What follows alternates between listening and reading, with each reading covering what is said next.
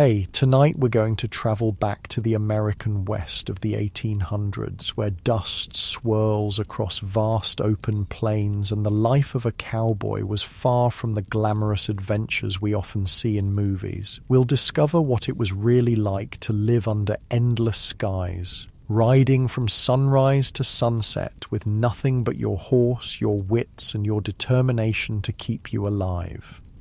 Hey, if you're enjoying these stories, I'd really appreciate a like or subscribe. I'm curious where you're listening from, so drop a comment with your location and what time it is there. Now find a cozy spot, take a slow, deep breath, and let your body sink into comfort as we journey back in time together.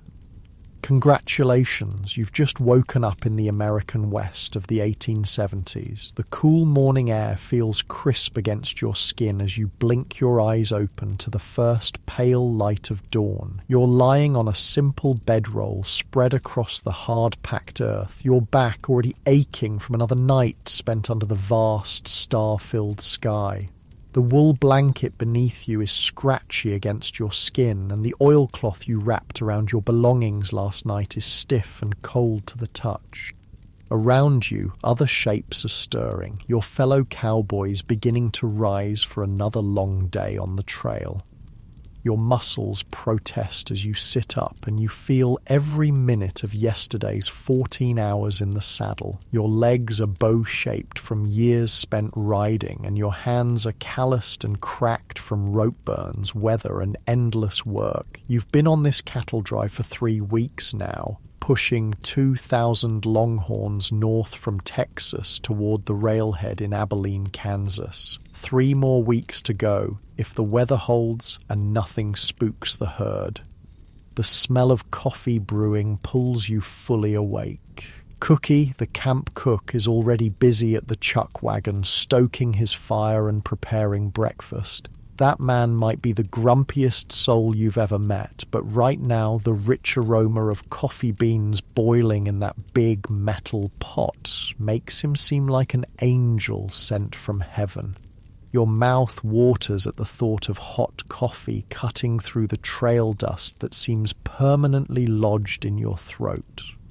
"Rise and shine, boys," calls the trail boss, his voice rough from years of shouting over wind and cattle. "Sun's coming up and them cows ain't gonna move themselves." You run your fingers through your hair, feeling the grit and oil built up over days without washing. Your bandana, tied loosely around your neck, will soon be pulled up over your nose and mouth to keep out the worst of the dust. Your Stetson hat, beaten by sun and rain, but still holding its shape, sits ready beside your bedroll. Those wide brims aren't just for show, they're the difference between having the skin on your face or watching it peel away under the merciless desert sun. Around the camp, 15 other cowboys are folding their bedrolls, pulling on boots and making their way toward the coffee pots. These are tough men from varied backgrounds, former slaves from the South, Mexican vaqueros who taught the American cowboys most of what they know, European immigrants seeking their fortune, and young men born in the territories raised in the saddle. Despite their differences out here on the trail, they're all just cowboys, paid the same wage, facing the same dangers, sharing the same miserable conditions. You reach for your boots and shake them vigorously before putting them on. It's a habit born of necessity. Scorpions and spiders love the warm darkness of a cowboy's boot, and you learned long ago that a quick shake could save you from a painful sting or bite. The tough leather is shaped to your feet after months of wear, the narrow toes and high heels designed specifically for riding. Those heels aren't for show either. They help keep your feet secure in the stirrups as you ride. "Breakfast in 5, Cookie announces, his voice carrying across the camp. "You want hot food? You'd best get here for it's gone." No one needs to be told twice. You tuck your bedroll under your arm and make your way to the chuck wagon, joining the line of men waiting for their morning meal. The chuck wagon itself is an impressive sight, a modified army wagon with a large box attached to the back. filled with food supplies, cooking equipment, and even basic medical provisions. Charles Goodnight invented this mobile kitchen just a decade ago, and it's revolutionized life on the trail. Before chuck wagons, cowboys had to make do with whatever they could carry in their saddlebags. Cookie slaps a metal plate into your hands, heaping it with beans and bacon. It's the same meal you had yesterday and the day before and will likely have tomorrow, but hot food is hot food and you're grateful for it. You take your plate and tin cup of coffee and find a spot to sit, the ground still cool beneath you. As you eat, you watch the sky lighten in the east. It's going to be another scorcher today. You can feel it in the air. The good news is there are no clouds on the horizon. Rain might sound pleasant after days of dust and heat, but a storm on the open prairie is every cowboy's nightmare. Lightning can spook a herd into a stampede faster than anything, and a stampede means hours of dangerous riding to regain control if you're lucky. Well, you've seen what 2,000 frightened longhorns can do to a man caught in their path. The memory of your friend Jackson, trampled 2 years ago when his horse stumbled during a night stampede, still makes your stomach clench. You bout done daydreaming? The voice of Diego, one of the vaqueros, pulls you from your thoughts. His dark eyes are amused beneath the brim of his sombrero. Boss says we're moving out in 10 minutes.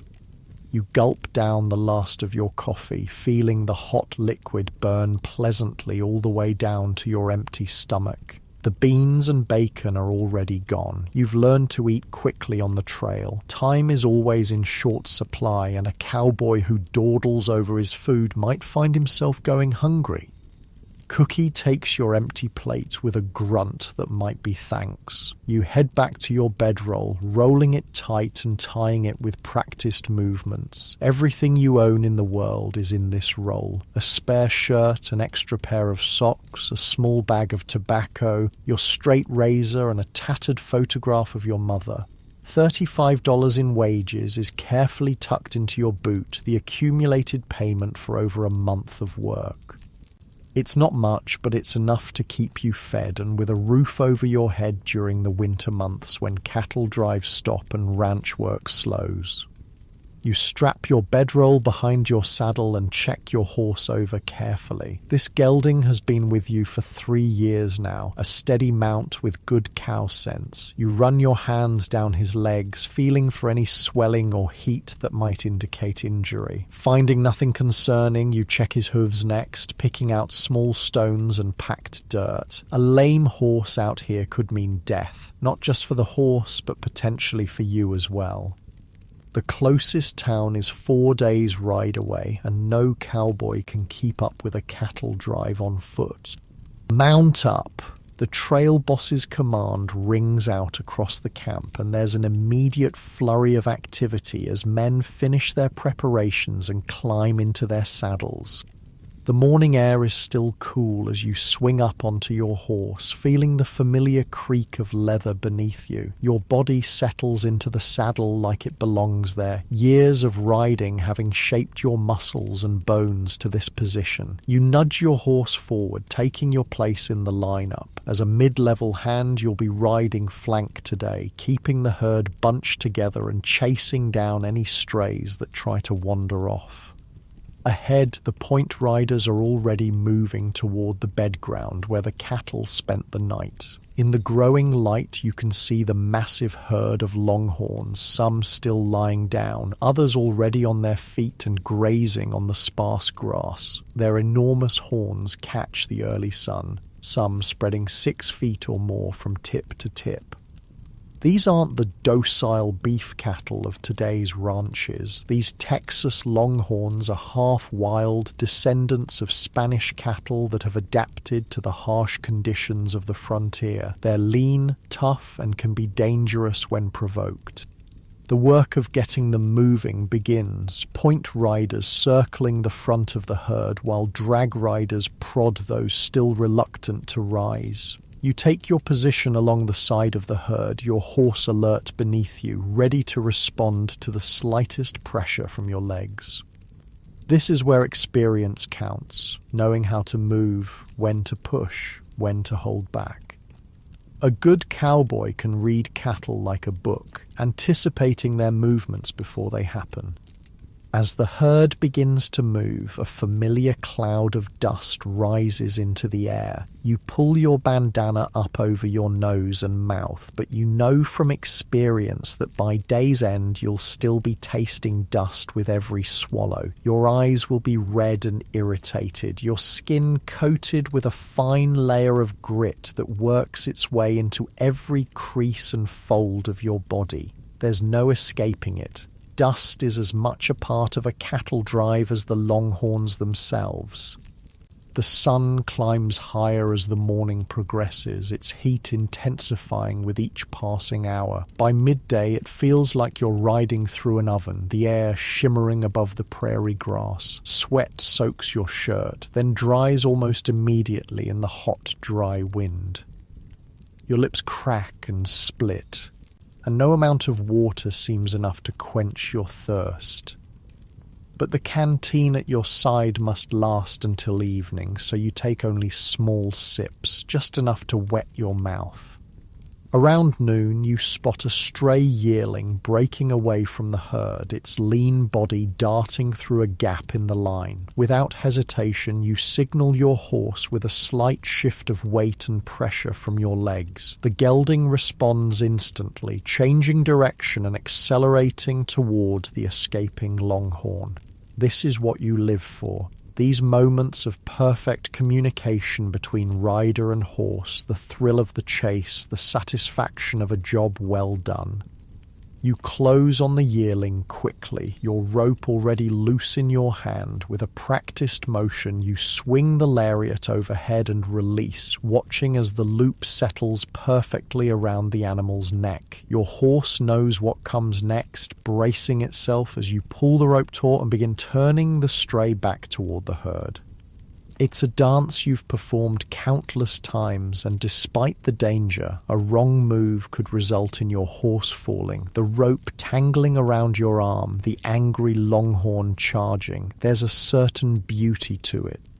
The yearling rejoins the herd, and you return to your position on the flank, coiling your rope and securing it to your saddle once more. Your arms ache from the effort, adding to the general discomfort that is a cowboy's constant companion. But there's no time to rest or recover.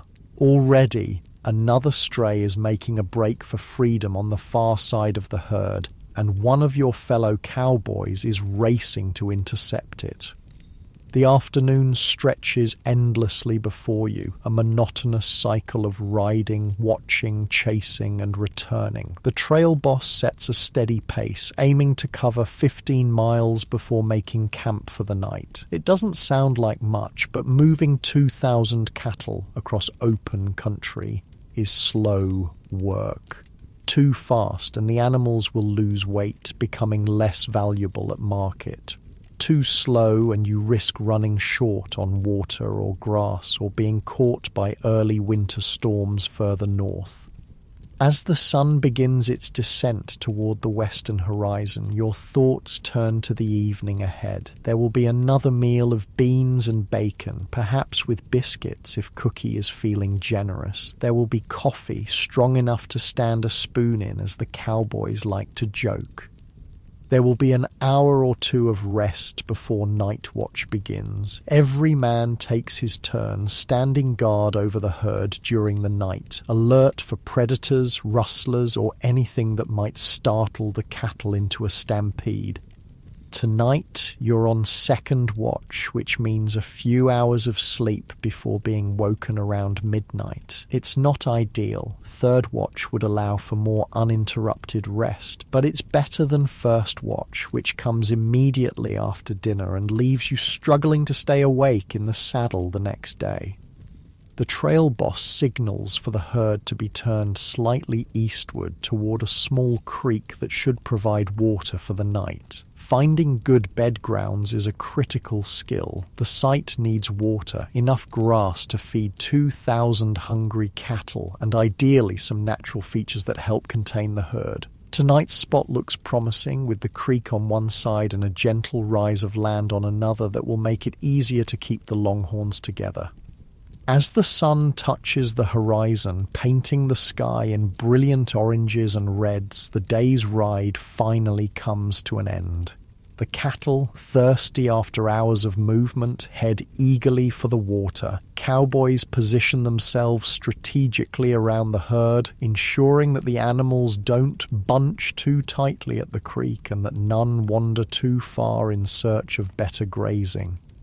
You dismount with a groan, your legs stiff and sore after 14 hours in the saddle. The ground feels strange beneath your feet, and you walk with the slightly bow-legged gait that marks a career cowboy. Your first priority is your horse. No matter how tired or hungry you are, your mount comes first. You remove the saddle and bridle, checking again for any injuries or sores that might have developed during the day's ride. Finding none, you brush the animal down with handfuls of grass, removing sweat and dust from its coat. Only when your horse is watered, fed, and secured for the night do you turn your attention to your own needs. The chuck wagon is already set up, Cookie working his usual magic with limited ingredients. The smell of food draws the cowboys like moths to a flame, their fatigue momentarily forgotten in anticipation of a hot meal. You join the line, exchanging tired nods with your companions. Words are scarce after a long day on the trail. Everyone is too exhausted for conversation.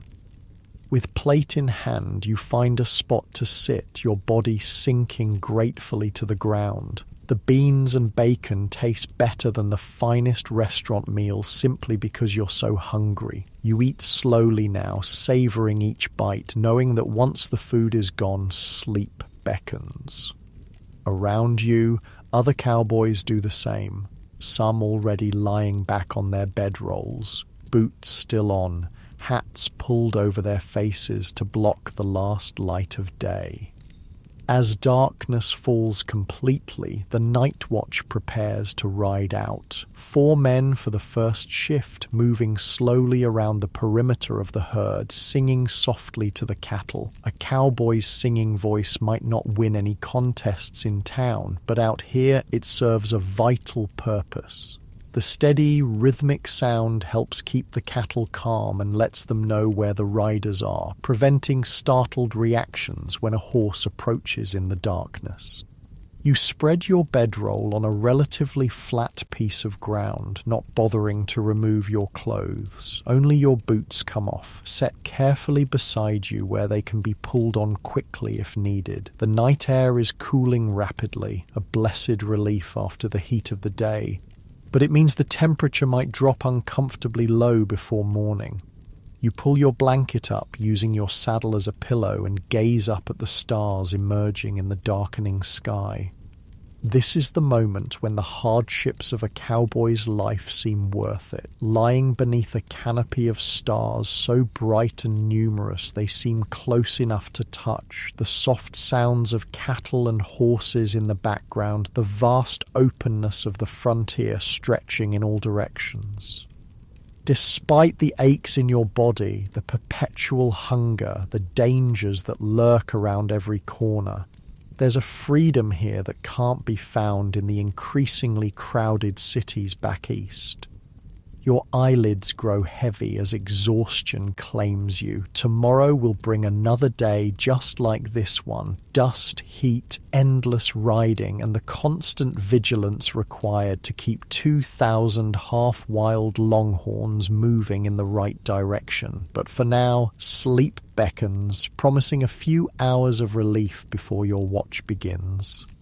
As you drift off, the last thing you hear is the distant voice of a cowboy on watch, his song carrying softly through the night air, a lullaby for both cattle and men. "Oh, bury me not on the lone prairie," these words came low and mournfully. Your breathing deepens, your muscles finally relaxing after the long day's exertions. Tomorrow will take care of itself. For now, there is only the blanket of stars above, the solid earth beneath, and the blessed oblivion of sleep. A rough hand shakes your shoulder, pulling you from the deepest sleep. "Your watch," whispers Luis, one of the Mexican vaqueros. His face is barely visible in the darkness, just the gleam of eyes beneath his hat. All quiet so far. You blink away the heaviness of sleep, your body protesting as you push yourself up from your bedroll. Every muscle aches from the day's riding, but there's no time to coddle yourself. Night watch is a responsibility no cowboy takes lightly. The safety of the entire outfit depends on the vigilance of those circling the herd in darkness. "Anything I should know about?" you ask, your voice thick with sleep. Luis shrugs. "Some coyotes yipping to the north, but they keep their distance. The cattle are settled." He hands you a tin cup. "Coffee's still hot by the fire. You'll need it. Night's colder than a banker's heart."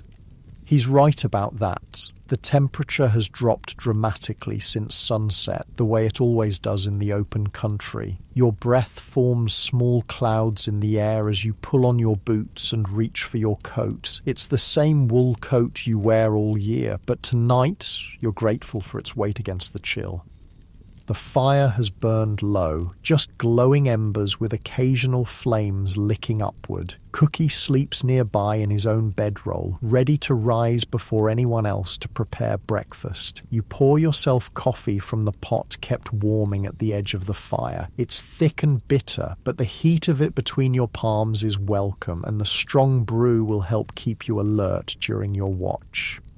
You drink quickly, then head to where the horses are picketed. Your gelding lifts his head as you approach, ears pricked forward in recognition. "Just a few hours' work, old boy," you murmur, running your hand along his neck. The horse stands patiently as you saddle him, the leather creaking softly in the night stillness. You check the cinch twice. A loose saddle during an emergency could mean death, before mounting up. The night is clear and cold, stars scattered across the sky like diamond dust on black velvet. A 3/4 moon provides enough light to see by, casting long shadows across the landscape. You pause, orienting yourself. The cattle form a dark mass nearby, most lying down now, their breathing forming a collective rhythm of soft snorts and sighs. 4 other cowboys are already circling the herd at a walk, spaced evenly around the perimeter. You nudge your horse forward to join them, taking your assigned position.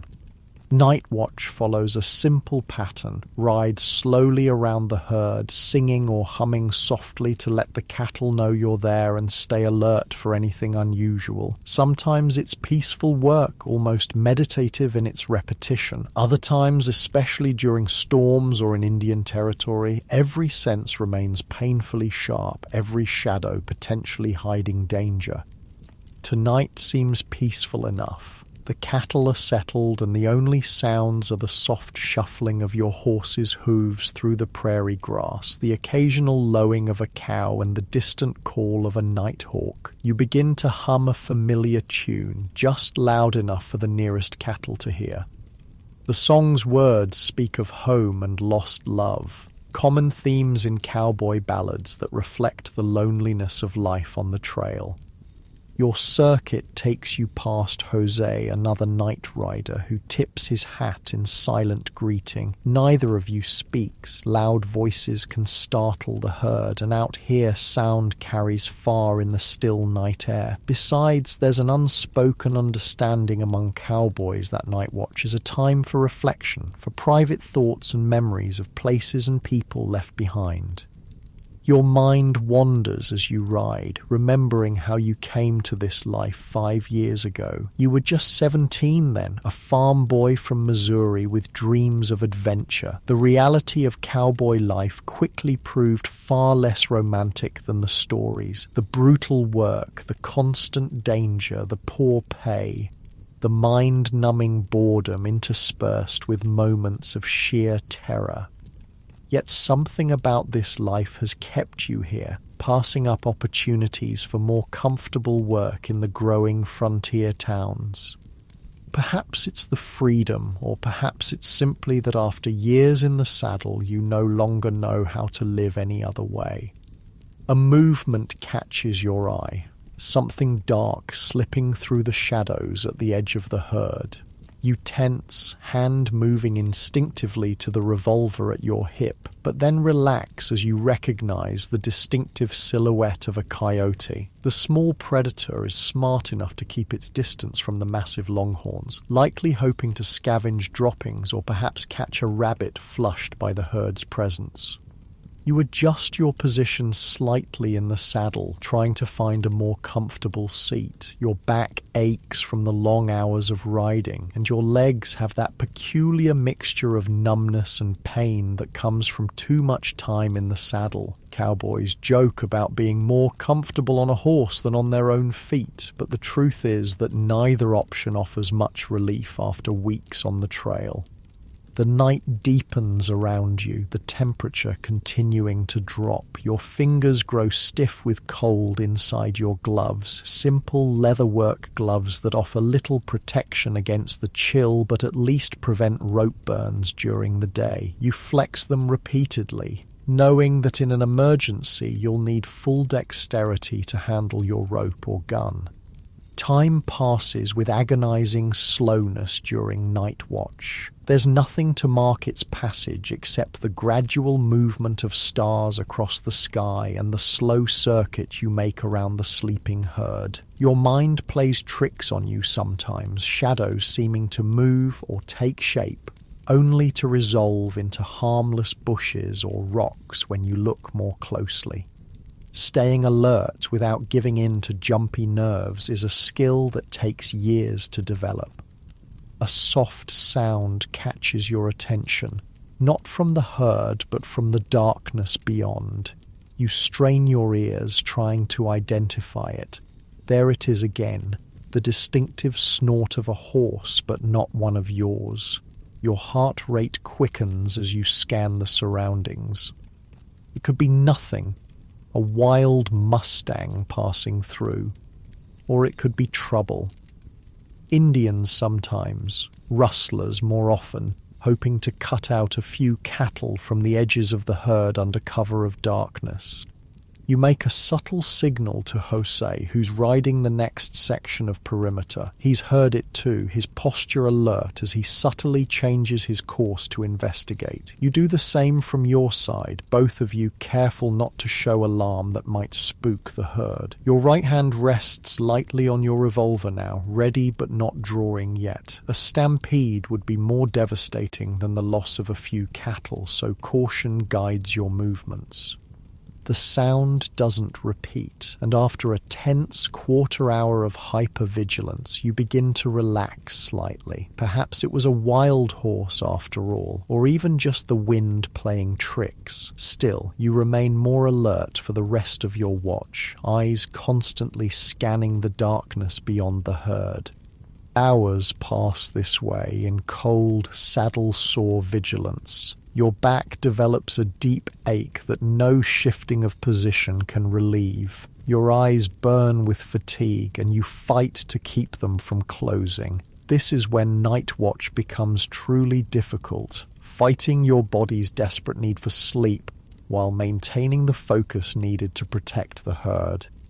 Finally, the eastern sky begins to lighten, just a slight lessening of the darkness at first, then a gradual spreading of pale grey light. The stars closest to the horizon fade as the pre-dawn glow strengthens. Relief washes through you. Your watch is nearly done, and nothing serious has occurred. The cattle begin to stir as daylight approaches.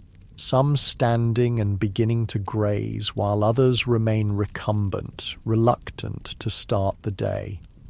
The trail boss emerges from his bedroll, looking first toward the herd, then at the sky, gauging the day to come. He signals to Cookie, who's already up and rekindling the fire, then begins waking the rest of the outfit. Another day on the trail is beginning. You complete your final circuit as the camp comes to life. Men moving stiffly, their breath visible in the cold morning air.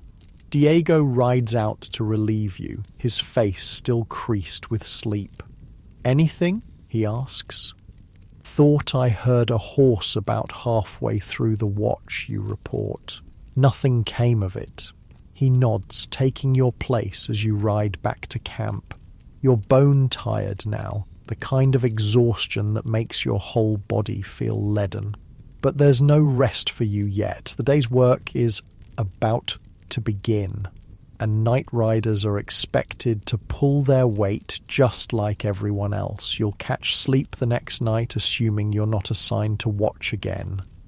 You dismount near the chuck wagon, the smell of coffee and frying bacon making your empty stomach growl. Cookie looks up from his work, his weathered face impassive. "Grab some grub," he says. "Boss wants to move out early today. Says there's water 10 miles ahead he wants to reach by noon." The coffee revives you somewhat, and the food, bacon, beans, and a couple of biscuits, gives you the energy you'll need for the morning's work. You eat quickly, standing beside the fire for warmth, watching as the camp transforms from a collection of sleeping men to an efficient working outfit in a matter of minutes. The routine is so familiar it requires little thought. Eat, saddle your fresh mount from the remuda, roll your bedding, secure it behind your saddle, and take your position. Today you're assigned to the left flank again, keeping the herd together and preventing strays from wandering off. As the sun breaks over the horizon, bathing the landscape in golden light, the cattle are already moving, urged forward by the drag riders at the rear. Dust rises immediately, the fine particles infiltrating everything. Your clothes, your nose and mouth, despite the bandana, even your eyes, which water continuously in a futile attempt to clear themselves. Your body moves automatically, guiding your horse with subtle shifts of weight and pressure from your legs. After years in the saddle, these movements are as natural as walking. Your mind, however, struggles against the fatigue of a night without proper sleep. You find yourself drifting, then jerking awake, fighting to maintain the vigilance needed for the job. The morning passes in a haze of dust and exhaustion. The sun climbs higher, its heat beginning to penetrate the chill of night, though at this time of year the days remain pleasantly warm rather than scorching. You're grateful for small mercies. A cattle drive in the height of summer is a special kind of torture, with temperatures soaring well above 100 degrees on the open plain. By mid-morning, you've settled into a rhythm, your body functioning despite its protests. The landscape rolls by, seemingly endless grassland stretching to the horizon in all directions, broken occasionally by shallow ravines or small stands of scrubby trees along seasonal creek beds. It's beautiful in its vastness, though few cowboys would use such a word. To most, it's simply the backdrop to their work, notable only for the practical concerns of water, grass, and shelter it might provide. A commotion near the front of the herd catches your attention. One of the point riders is waving his hat, signaling for assistance. You press your heels into your horse's sides, urging him forward to see what's happening. As you draw closer, you see the problem.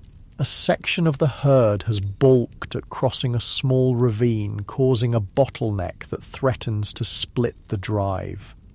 You join several other cowboys working to push the reluctant cattle forward. It's dangerous work. The animals are nervous, some turning and trying to break back through the herd. A longhorn's horns can span 6 feet or more from tip to tip, lethal weapons when wielded by a panicked animal weighing over 1,000 pounds. One wrong move could mean being gored or trampled.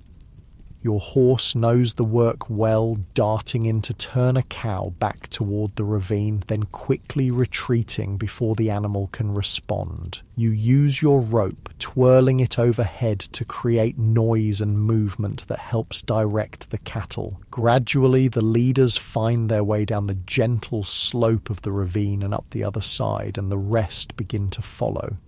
Crisis averted, you return to your position on the flank, adrenaline temporarily overcoming your fatigue. This is the cowboy life in essence. Long stretches of monotony broken by moments of intense activity and danger. The trail boss nods approval as he rides past. The closest thing to praise you're likely to receive.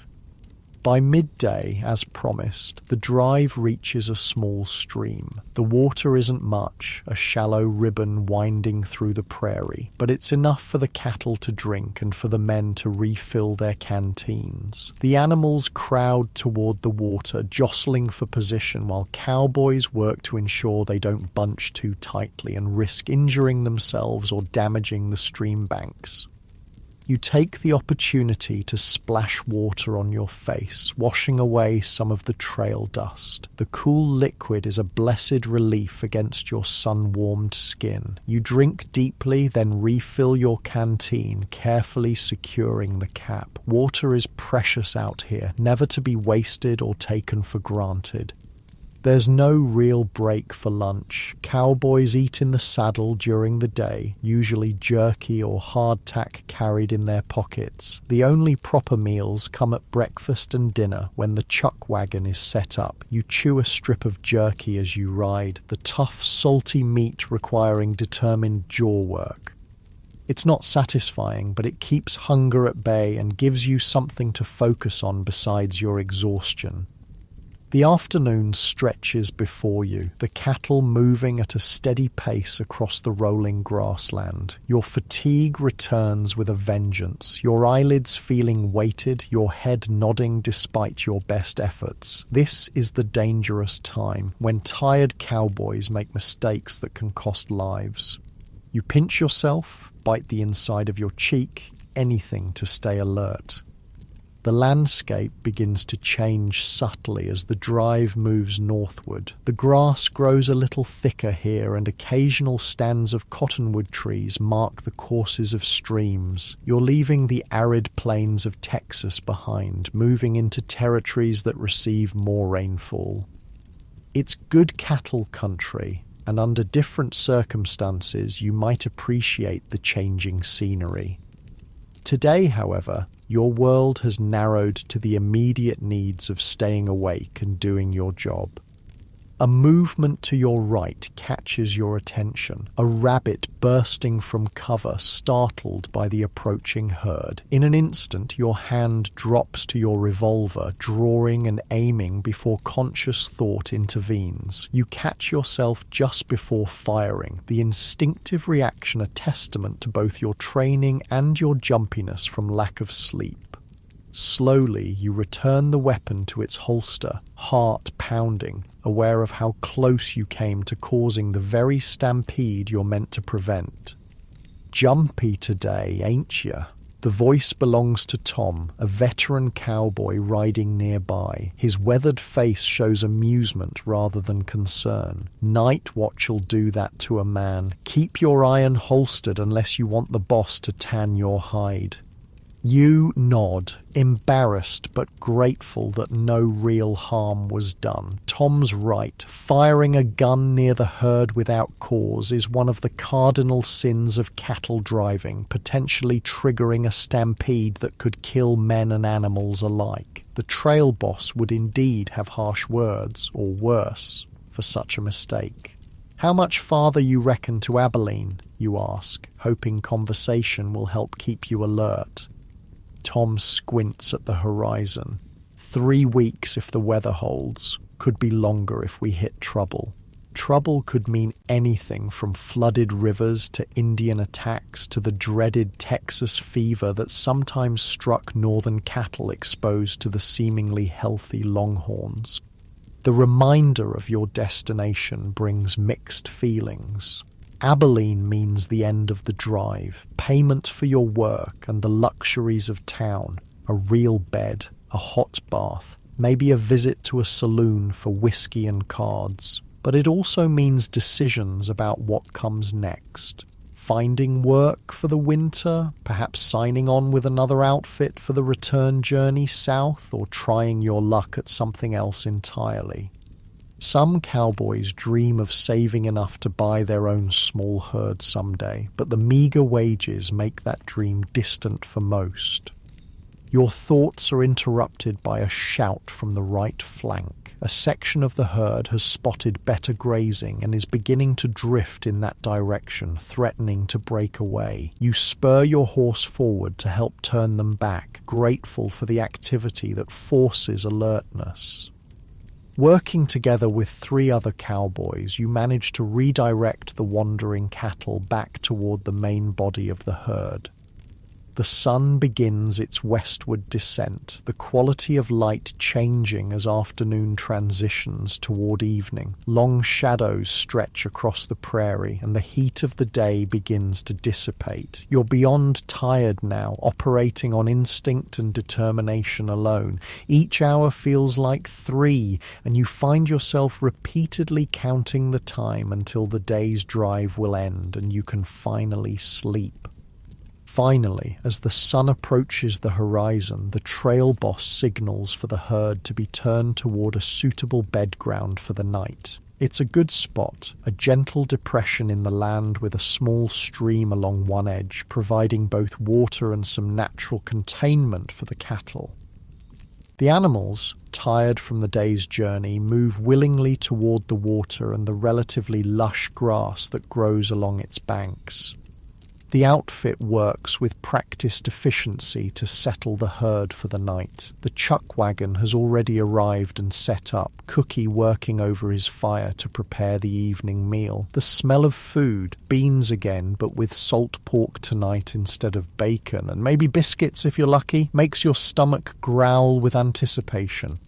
You help position the cattle, then finally blessedly dismount. Your legs nearly buckle as they take your weight, stiff and sore from the day in the saddle combined with your night watch. You take care of your horse first, as always, removing saddle and bridle, checking for injuries or sores, brushing him down, ensuring he has water and grass.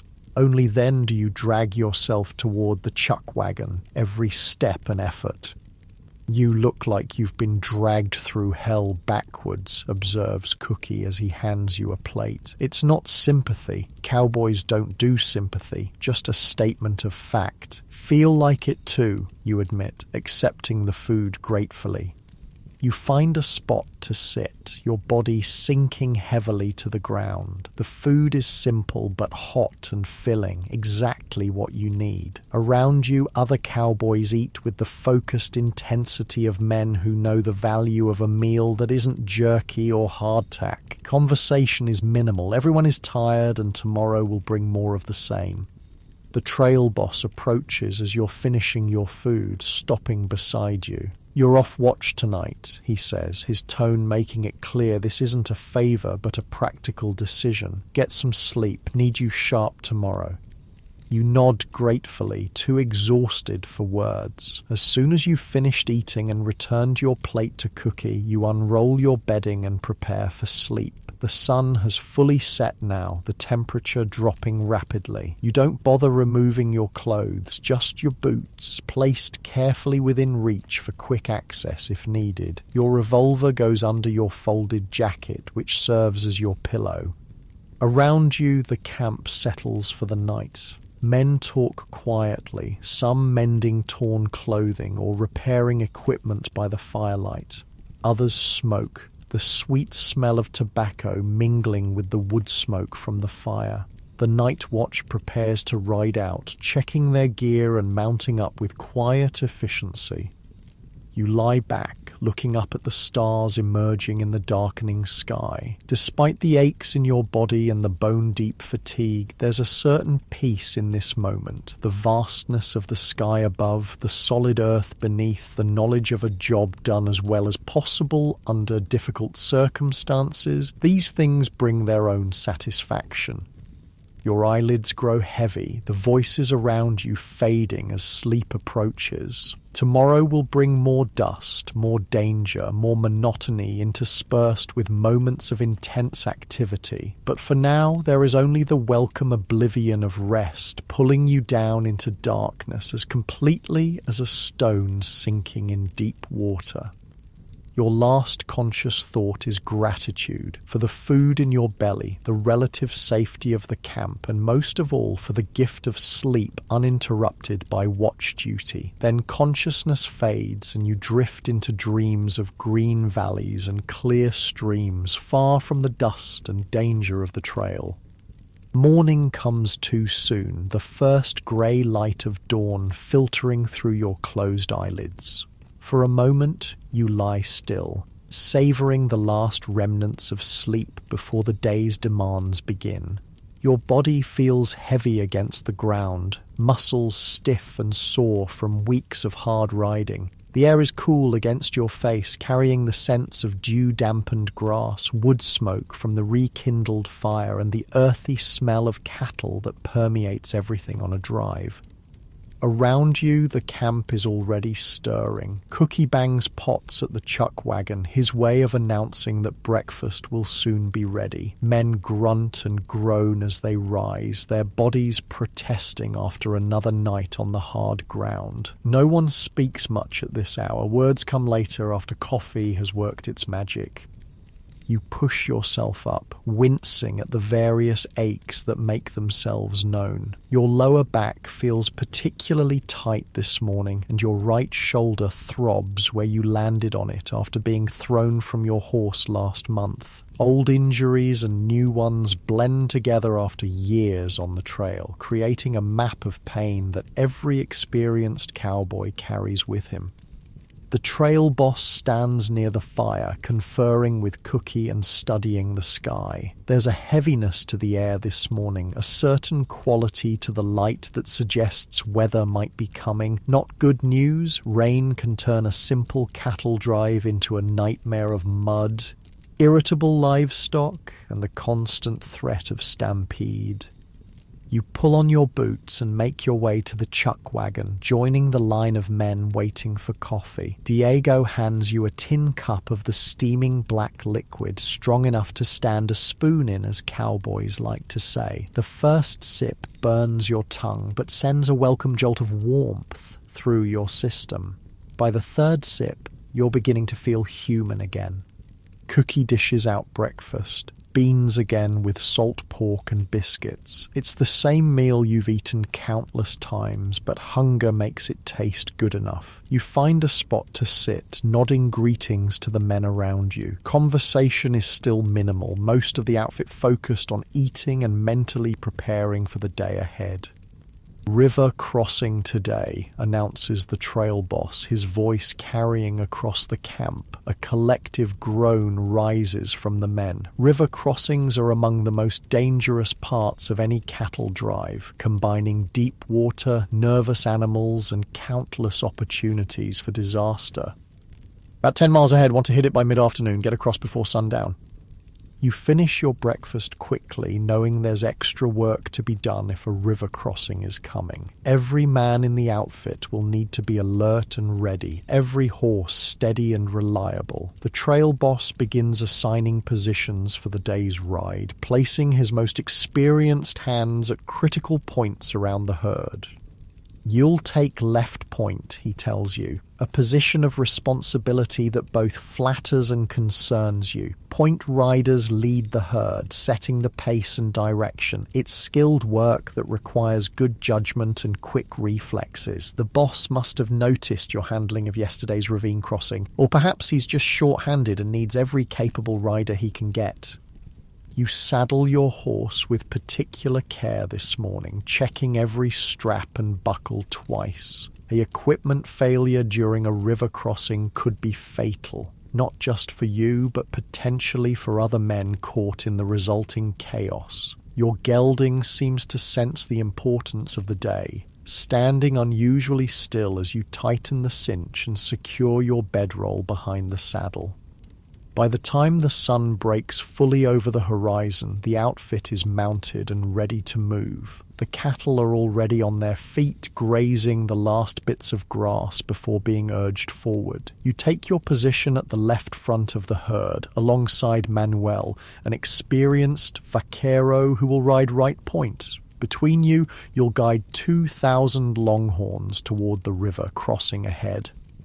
The day's ride begins like any other. The slow forward movement of the herd, the rising cloud of dust, the endless vigilance required to keep the animals moving in the right direction. But there's an undercurrent of tension among the cowboys today, an awareness of the challenge ahead. River crossings test both men and animals, revealing weaknesses and requiring perfect coordination among the entire outfit. The landscape gradually changes as the morning progresses. The flat prairie gives way to more varied terrain, with gentle hills rising to either side. Trees appear more frequently, cottonwoods and willows that signal the approaching presence of the river. The grass grows thicker and greener, fed by the increased moisture in the soil. By mid-morning you can smell the river, a distinctive scent of water, mud, and the particular vegetation that grows along watercourses. The cattle sense it too, their pace increasing slightly as thirst drives them forward. This eagerness helps move the herd, but will become problematic at the crossing itself, where control is essential. The trail boss rides up beside you, his face serious beneath the wide brim of his hat. "River's running high," he says without preamble. "Scouting party just got back. Current strong, but there's a good entry and exit point about half a mile downstream from the main trail." You nod, absorbing this information. A high river means deeper water, stronger current, and greater danger. But a good entry and exit point, gentle slopes rather than steep banks, will help tremendously. The worst crossings combine deep water with steep, muddy banks that exhausted cattle struggle to climb, creating bottlenecks that can lead to animals drowning. "Keep them tight on approach," the boss continues, "but once we hit water, give them room. Don't want them bunching in the current. It's standard procedure for river crossings, but the reminder is welcome. Even experienced cowboys can make mistakes when tensions run high." As noon approaches, the river comes into view, a broad ribbon of brown water cutting through the landscape. From this distance it looks deceptively peaceful, the surface reflecting the blue sky above. Only the occasional swirl and eddy hint at the current running beneath that calm surface. The trail boss calls a brief halt, gathering the outfit for final instructions while the cattle graze. Men listen intently, understanding that their lives may depend on executing this crossing correctly. Tasks are assigned, contingency plans established, signals agreed upon. The atmosphere is focused rather than fearful. These men have faced such challenges before and will face them again if they survive this one. Your role as point rider is critical. You'll be among the first to enter the water, establishing the path the cattle should follow. If your horse handles the crossing well, the animals are more likely to follow without balking. If you run into trouble, it could trigger panic throughout the herd. The drive resumes, angling toward the crossing point identified by the scouts. As you draw closer to the river, you can now see the power of the current, the way it tugs at fallen branches caught in its flow. The water is murky with silt, making it impossible to judge its depth by sight alone. The crossing will be an act of faith as much as skill. A quarter-mile from the river, the trail boss gives the signal to begin positioning the herd. The relatively straight line of the drive transforms into a rough wedge shape, with you and Manuel at its tip. Other riders move to the sides and rear, preparing to prevent breaks and keep the animals moving forward. The most experienced men take positions at the rear and along the river itself, ready to rescue any cattle or cowboys who get into trouble. Your mouth feels dry despite the water so tantalizingly close. You've crossed rivers before, some worse than this, some better, but each crossing carries its own dangers. You check your gear one last time, making sure nothing is loose that could be caught in the current. Your lariat is secured but accessible, ready for use in an emergency. The trail boss rides up one last time. Steady pace, he reminds you. Don't rush it. Then he's gone, moving back along the line to oversee the entire operation. You exchange a glance with Manuel across the front of the herd. The vaquero's face is composed, but his eyes show the same awareness of danger that you feel. He nods once, a gesture of solidarity and mutual trust, then turns his attention back to the task at hand. The time for preparation is over. You nudge your horse forward, leading the herd toward the river's edge. The ground becomes softer underfoot as you approach, the grass thicker and interspersed with reeds and sedges. Water gleams ahead, the entry point a gentle slope of mud and gravel descending into the current.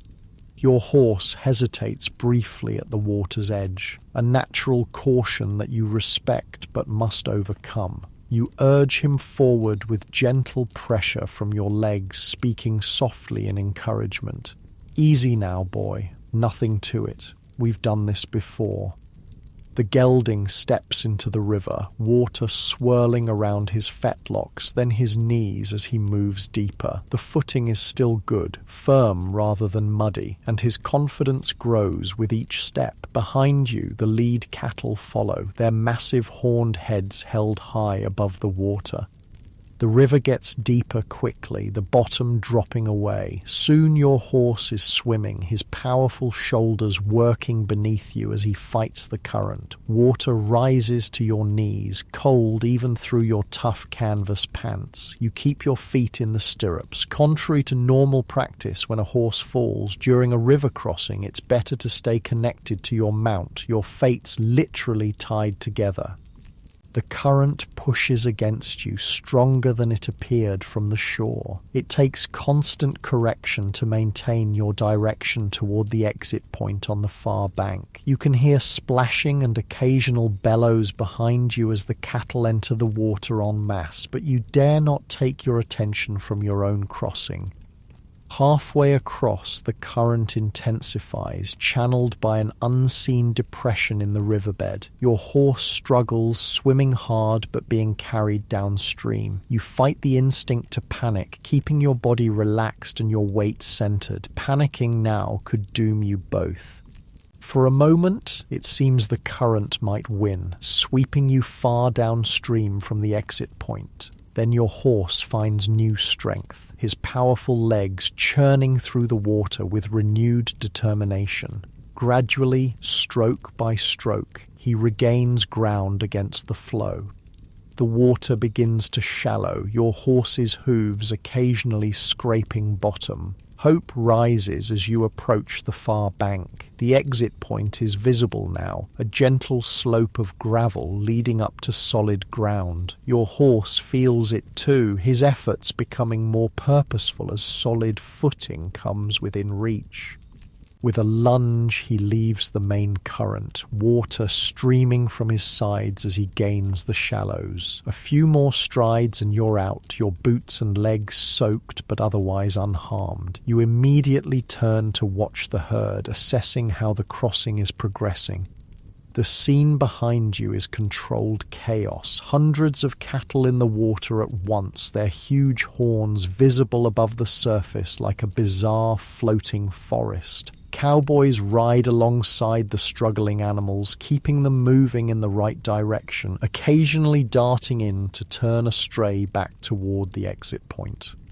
Manuel emerges from the river nearby, his horse blowing hard from the exertion. Like you, he immediately turns to watch the crossing, ready to ride back in if needed. There's no celebration of your own safe passage, not with the majority of the herd and outfit still in danger. The crossing continues for over an hour, a grueling process of guiding frightened, stubborn animals across a dangerous obstacle. From your vantage point on the bank, you can see the strain on both cattle and cowboys. Several times, animals get into trouble, caught in the current or panicking midstream, requiring dangerous rescue operations by the riders. Miraculously, the herd makes it across with minimal losses, just 3 cattle swept downstream despite the outfit's best efforts. One cowboy's horse stumbles in the shallows, sending its rider tumbling into the water, but both emerge relatively unscathed. By the standards of river crossings, it's a significant success.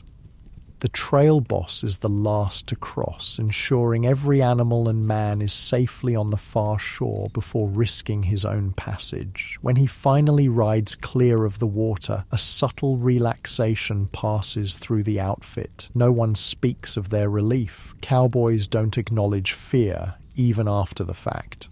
But it shows in slightly looser postures and deeper breaths. There's no time to rest, however. The cattle must be moved away from the river and settled for the night. They're agitated from the crossing, more prone to spooking or wandering off. Every man in the outfit remains vigilant as they urge the herd towards suitable grazing ground 1/2 mile from the shore. You ride with water squishing in your boots and your clothes plastered to your skin. Despite the discomfort, you feel a quiet satisfaction. Point is a position of trust and you handled it well. In the unspoken hierarchy of the outfit, such things matter. As the sun begins to set, the cattle finally settle, grazing contentedly on the lush grass of the riverside meadow. The chuck wagon has made its own crossing at a ford several miles upstream and now awaits the cowboys, the promise of hot food drawing tired men like moths to a flame. You take care of your horse with particular attention tonight, recognizing that his strength and courage carried you safely through the river. An extra handful of grain, a more thorough rub down than usual, small rewards for service that might have saved your life. Only when he's properly tended do you see to your own comfort, changing into your spare shirt and hanging your wet clothes near the fire to dry. Dinner is a more substantial affair than usual. Cookie has outdone himself with a stew containing actual chunks of beef alongside the beans and fresh biscuits to soak up the gravy. It's his way of acknowledging the day's achievement without making a fuss about it, and the men eat with special appreciation, the shared danger having heightened their awareness of small comforts. Talk around the fire is more animated tonight, the successful crossing having lifted spirits. Stories flow, tales of other river crossings, some routine, others disastrous. Cowboys who normally say little share experiences from years on the trail, each story carrying its lesson wrapped in humor or understated drama. Saw a herd panic mid-river on the Brazos back in '67, recounts Tom, the veteran who rode beside you yesterday. Water was high like today, but the banks were steep mud on both sides, lost nearly 50 head and 2 good men. He says this matter-of-factly, though the memory clearly still haunts him. One fella got caught between a steer and a submerged log, never had a chance. Others share similar stories, not to frighten but to remind. The trail holds dangers that must be respected, and experience shared can save lives. Even the youngest cowboys listen attentively, absorbing wisdom that no book could provide. The trail boss joins the circle, accepting a cup of coffee from Cookie. Good work today, he says simply. It's high praise from a man of few words, and the outfit accepts it with quiet pride. Tomorrow we make up lost time. Dawn start. No one complains. The drive has a schedule to keep. Cattle expected at the railhead by a certain date, contracts to fulfill. Today's triumph is already behind them. Tomorrow's challenge is ahead. Night watch assignments are distributed with extra vigilance, order due to the unfamiliar territory and the cattle's residual nervousness after the crossing. You're assigned third watch from roughly 2 a.m. until dawn. Not the easiest shift, but better than having no sleep at all. As darkness falls completely, you spread your bedroll on a relatively flat spot, your body heavy with exhaustion despite the lingering alertness from the day's excitement. Around you, other cowboys settle for the night, some already snoring softly, while others talk quietly or smoke a final cigarette before sleep. You lie back, looking up at the star-filled sky. The same stars shine over Texas, over the homes and families many of these men haven't seen in months. Some have no homes to return to. The trail is their only constant, the outfit their only family. It's a hard life, offering little reward beyond the basic wage and the quiet satisfaction of work well done.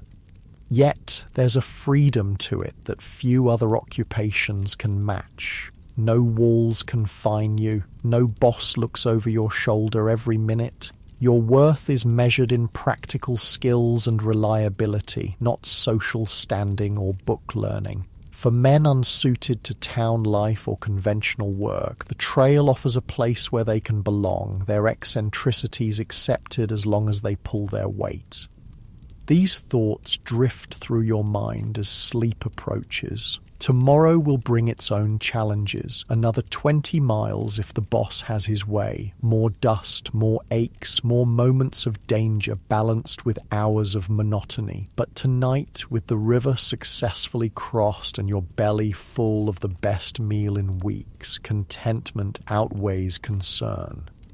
Your eyelids grow heavy, your breathing deepens. The murmur of voices around the fire blends with the soft lowing of cattle and the occasional stamp of a horse's hoof, creating a lullaby familiar to every cowboy. Sleep comes quickly, pulling you down into welcome darkness.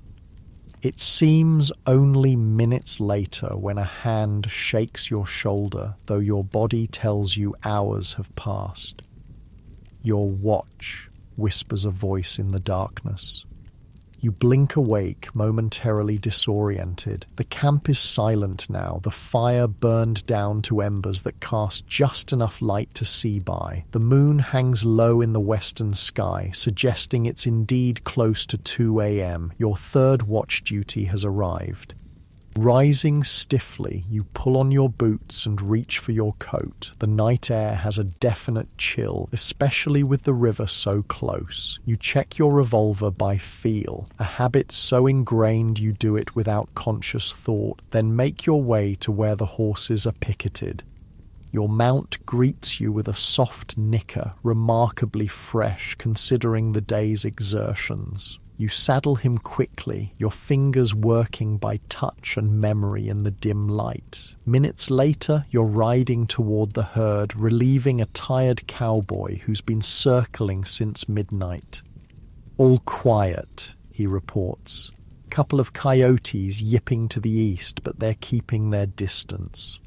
You nod, taking his place as he rides back to camp and the few hours of sleep awaiting him. The cattle form a dark mass across the meadow, most lying down now, their breathing creating a collective rhythm of soft snorts and sighs. You begin your circuit, riding slowly around the perimeter. The night is clear and peaceful, stars brilliant overhead. A light breeze carries the scent of water from the river and the sweet smell of crushed grass beneath the herd. In moments like this, the hardships of the trail seem distant, balanced by a profound connection to the land and sky that few people ever experience.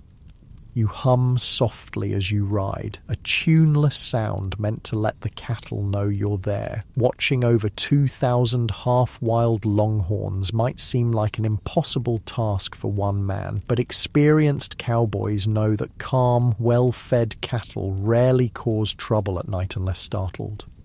Your presence, moving predictably around them, provides reassurance rather than alarm. Hours pass with meditative slowness. Your thoughts drift, touching on memories of past drives, wondering about the trail ahead, occasionally returning to more practical concerns like the worn state of your boots or whether your wages will cover the new saddle you've been eyeing in Abilene. The eastern sky begins to lighten almost imperceptibly, the stars closest to the horizon fading as the first hint of dawn approaches. The cattle stir, some rising to graze in the cool morning air. Your watch is nearly done, the night having passed without incident, the best kind of watch from a cowboy's perspective. As light strengthens, you can see the river in the distance, its surface misty in the morning air. Yesterday's crossing already seems like a distant memory, just one challenge among many on the long trail north. There will be others: storms, stampedes, rustlers, water shortages, each testing the outfit's skill and determination. But such thoughts are for later. For now there is only the growing light, the peaceful herd, and the satisfaction of another watch completed without incident. In the cattle drive's mixture of danger and tedium, boredom is always preferable to excitement. The trail boss emerges from his bedroll, signaling the official start of another day. Cookie is already at work, coffee pot on the fire, preparation for breakfast underway. One by one, cowboys rise, moving stiffly in the cool morning air, their faces creased with sleep and stubbled with several days' growth of beard. As your replacement rides out to take over watch, you return to camp, the smell of coffee drawing you like a magnet. Your body aches from the night's riding on top of yesterday's exertions, but there's a rhythm to the discomfort now, an expected part of each day's cycle. The drive goes on, one day blending into the next, each mile bringing you closer to Abilene and the end of this particular journey. There will be others as long as cattle need moving and you need wages. It's not an easy life or a glamorous one, but it has its own harsh beauty and simple satisfactions.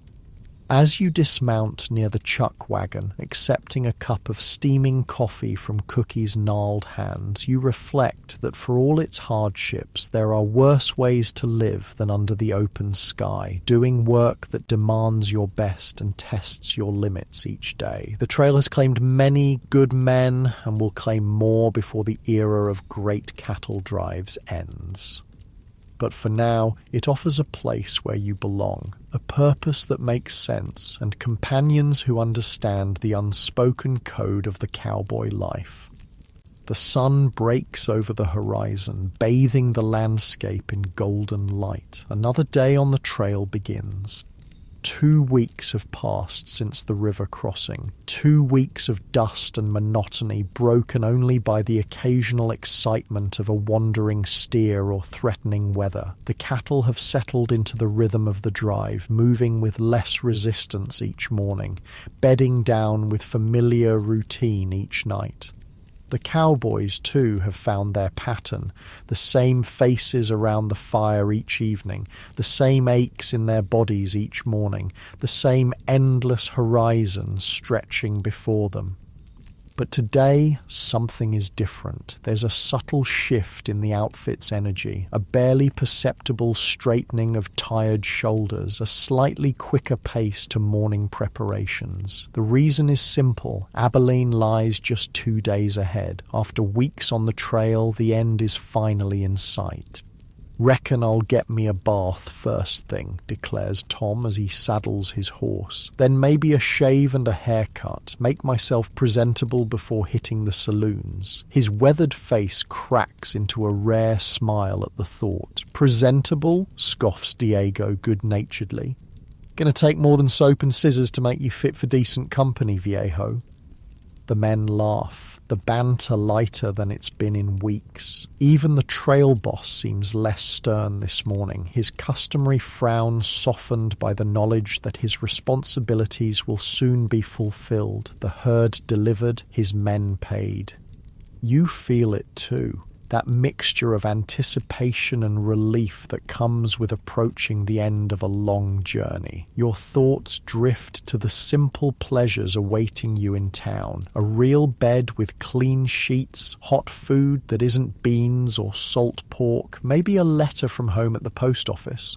Small luxuries that seem extravagant after months of deprivation. The day's ride proceeds much like any other, yet the outfit moves with renewed purpose. The trail boss pushes for good mileage, knowing that the sooner they reach Abilene, the sooner the cattle can be delivered and the men paid. No one complains about the pace. Every mile covered today means reaching town that much sooner. By evening, the landscape is showing subtle changes that indicate proximity to civilization. The occasional farm appears in the distance, fenced fields replacing the open prairie. Wagon tracks cross the trail more frequently, and once, a proper road intersects your path, its surface hardened by regular traffic. That night around the fire, conversation focuses almost exclusively on the town ahead and the pleasures it offers. For some of the younger cowboys, this will be their first visit to Abilene, and the veterans regale them with stories, some true, some exaggerated, all designed to heighten anticipation. The Long Branch Saloon's got a bar that stretches 50 feet, claims one old-timer, and girls prettier than sunrise. Course they'll take every cent you've earned if you let 'em. Don't forget Bullock's Hotel, adds another. Best steak and potatoes west of Chicago, worth every penny. You listen, adding your own memories from previous visits while mentally calculating how far your wages might stretch. $35 for a month's work sounds substantial until you consider the prices in a cow town at the height of the season. A good meal, $1. A bath, shave, and haircut, another $1. A new shirt, $2. A night's lodging in a decent hotel, $1.50. And that's before considering drinks, cards, and other entertainments that separate cowboys from their hard-earned money. Still, after weeks of nothing to spend money on, even a few days of relative luxury seems worth the cost. Besides, there's always the return journey south and the possibility of winter work on a ranch. A prudent cowboy doesn't spend everything in one town. Morning brings clear skies and rising excitement. Just one more day on the trail before reaching the outskirts of Abilene. The herd moves well, perhaps sensing the change in routine ahead, or maybe responding to the cowboys' more energetic handling. By midday, you can see smoke on the horizon, the coal-burning locomotives at the Abilene railhead, the destination you've been pushing toward for weeks. The trail boss calls for an early stop, wanting the cattle well rested for tomorrow's final push into town. Need them looking their best for the buyers, he explains, and I want you boys fresh too. No mistakes tomorrow. We're too close to mess up now. That night, few men sleep well despite their exhaustion. Anticipation keeps them tossing on their bedrolls, minds too full of thoughts of town to settle easily into rest. You find yourself staring at the stars, mentally spending your wages a dozen different ways before finally drifting into shallow, dream-filled sleep. Dawn comes with an energy unlike any other morning on the drive. Men are up before Cookie's first call, gear packed and horses saddled in record time. Even the cattle seem to catch the mood, rising and gathering with unusual cooperation. The chuck wagon is packed up for the last time, Cookie muttering about restocking supplies in town. The trail boss gathers the outfit for final instructions before moving out. "We'll take it slow and steady into town," he emphasizes. "Keep the herd tight. Don't want them spooking at all the new sights and sounds. Diego, Manuel, Tom, you take point. You've done this before. The rest of you, keep your positions and your heads clear." He pauses, looking over the assembled men with an expression that's almost sentimental. "You've done good work on this drive. Let's finish it right." The outfit moves out with a sense of purpose that overrides fatigue and discomfort. The cattle flow smoothly along the trail, guided by cowboys who've learned every aspect of herd behavior over the long weeks of the drive. By mid-morning, the outskirts of Abilene come into view. Scattered buildings giving way to more densely packed structures, the unmistakable silhouette of the stockyards rising against the sky. The sounds and smells of town reach you before the details become clear. The distant whistle of a locomotive, the complex scent of coal smoke, cooking food and humanity concentrated in one place. After weeks of open prairie where the only sounds were wind, cattle, and the occasional voice, the sensory input of a town feels almost overwhelming. As you draw closer, the true character of Abilene emerges. It's a town built for one purpose, to serve as the meeting point between cattle drives from the south and railroads heading east. Everything revolves around this function, from the massive stockyards where cattle await shipment to the businesses that cater to cowboys with money to spend. The main street presents a fascinating mixture of frontier practicality and attempted refinement. Saloons with elaborate facades stand alongside utilitarian mercantiles. Hotels ranging from basic to relatively luxurious offer accommodations for cattle buyers, cowboys, and other travelers. Restaurants, barbershops, bathhouses, and more specialized establishments compete for attention and dollars. But for now, your focus remains on the herd. The final approach to the stockyards requires complete concentration from every cowboy. The cattle, sensing the unfamiliar surroundings, grow nervous, requiring firm but careful handling to prevent a last-minute disaster. The noise and activity of the town presents countless opportunities for spooking the herd. Wagons rattling past, steam whistles from the trains, strangers moving along the periphery of your vision. The trail boss rides ahead to confirm arrangements with the stockyard manager while the outfit keeps the cattle moving steadily forward. Years of experience guide this final phase, knowing when to push, when to hold back, how to communicate with subtle signals that coordinate the entire group's movements. Finally, the gates of the stockyard come into view. The massive holding pens stand ready to receive the herd, connecting eventually to loading chutes that will transfer the cattle to rail cars bound for eastern markets. It's a far cry from the open prairie where these same longhorns grazed just months ago in Texas.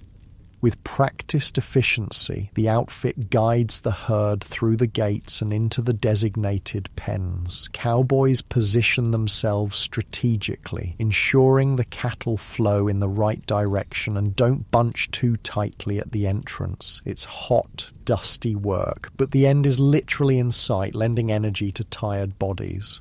As the last steer passes through the gate, a palpable sense of accomplishment spreads through the outfit. Weeks of hardship, danger, and vigilance have culminated in this moment. The successful delivery of 2,000 head of cattle to their destination. The trail boss shakes hands with the stockyard manager, paperwork is exchanged, and just like that, the job is done. The cattle will be counted, inspected, and eventually loaded onto trains, but that's no longer your concern. Your responsibility ended the moment the last steer entered the stockyard. For the first time in over a month, you have no immediate duties, no herd to watch, no schedule to maintain. The trail boss gathers the outfit one last time outside the stockyard office. "Good work, boys," he says, his usual gruffness softened by genuine appreciation. "Get your horses settled at the livery, then meet at the drover's bank in 2 hours for your pay." It's a familiar routine for most of the men. The livery stable first, where trail horses will be cared for while their riders enjoy the town. Some cowboys will sell their mounts if they're not planning to ride back south, using the extra money to extend their stay in town or fund travel by train or stagecoach to their next destination. You decide to keep your gelding. He's proven his worth many times over, and good horses are valuable. The livery stable is busy with other recently arrived outfits, but you find a stall and ensure your mount is properly cared for. Good grain, clean water, a thorough brushing to remove the trail dust. Only when you're satisfied with his arrangements do you turn your attention to your own needs. The contrast between the open trail and the confined spaces of town is jarring. Buildings block the horizon in every direction, creating a sense of enclosure that feels strange after weeks of limitless visibility. Streets packed with people, wagons, and horses create a cacophony that assaults your ears. The various smells, some pleasant, some decidedly not, compete for attention after the relatively clean scents of prairie and cattle. Your first priority is practical. Secure a room for your stay. The better hotels filled quickly during cattle season, but you find space at a modest establishment called the Westerner. The room is small but clean, with an actual bed rather than a straw mattress on the floor. After weeks of sleeping on the ground, it seems luxurious beyond measure. Next comes the ritual every trail-worn cowboy craves, a bath. The town's bathhouse does steady business during the cattle season, providing hot water, soap, and privacy for men who haven't properly washed in weeks. You pay your 25 cents and sink gratefully into the steaming tub, feeling layers of dirt and trail grime dissolve away. The hot water eases aches in muscles that have almost forgotten what relaxation feels like. Clean for the first time in memory, you visit the barber shop next door. The barber takes one look at your shaggy hair and untrimmed beard and gets to work without comment. He's seen countless cowboys in the same condition. Half an hour later, you emerge looking considerably more civilized, your face smooth, your hair neatly trimmed beneath your recently dusted hat. A new shirt from the Mercantile completes your transformation from trail-worn cowboy to relatively presentable town visitor. The crisp cotton feels strange against skin accustomed to sweat-stiffened fabric, but the freshness is worth the $1.50 it cost. By the time you reach the drover's bank, most of the outfit has already assembled, looking remarkably different after similar ministrations. Men who lived in dust and sweat for weeks now stand freshly barbered and clothed, the only remaining signs of their profession being sun-darkened skin, calloused hands, and the distinctive bow-legged stance that comes from years in the saddle.